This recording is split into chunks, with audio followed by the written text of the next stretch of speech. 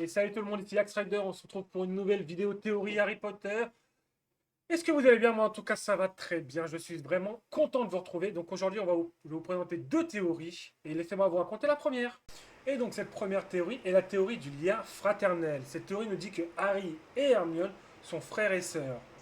Et sur quoi se base cette théorie exactement? Elle se base sur le fait que Harry comme Hermione ont des cheveux un peu en bataille, sur le fait que Hermione, comme la tante Pétunia, a des dents de devant proéminents, que Harry et Hermione complètent généralement leurs phrases. Harry arrive à savoir à quoi pense Hermione, un peu comme des jumeaux déjà. Mais déjà pour être sûr qu'ils sont frères, est-ce que les dates correspondent?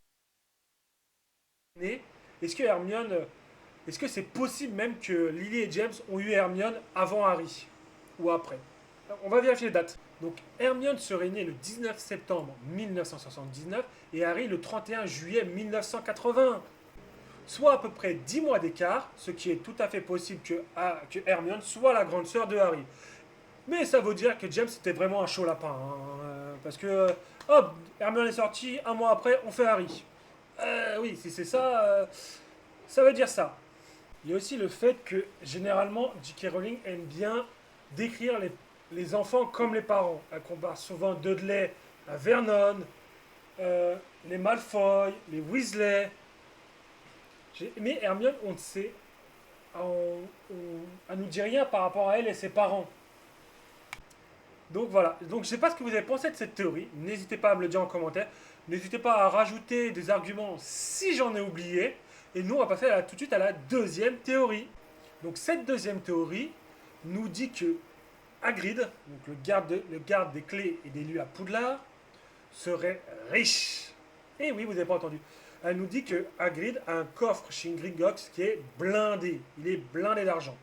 Sur quoi se base cette théorie? Premier argument se base sur le premier livre. Quand quand Hagrid emmène Harry sur le chemin de traverse pour acheter ses fournitures scolaires, il passe d'abord à Gringotts, récupérer l'or de Harry. Et il nous dit que et Hagrid dit que dans un galion, il y a 17 mornings, et dans une morning, il y a 29 noises. Et que c'est très facile. Attendez, comment ça, c'est très facile? Dans un galion, il y a 17 mornings, et dans une morning, il y a 29 noises. Comment on est censé faire le calcul assez facilement? Parce que, je sais pas, si vous allez au chemin de traverse, vous achetez une baguette qui faut 7 galions, et que vous avez que des noises, vous savez quel est le calcul? 7, c'est simple, le calcul c'est simple, c'est 7 galions, donc 7 fois 17 pour avoir la somme en morning, et cette somme vous la multipliez par 29 pour avoir la somme en noises. Avec une calculatrice ça va très vite, mais de tête comme ça, moi je suis incapable de le faire. Et Hagrid il dit que c'est normal, c'est facile. Et c'est facile parce que si, selon cette théorie, c'est facile pour lui parce que il a tellement l'habitude d'avoir de l'argent que pour lui c'est devenu facile.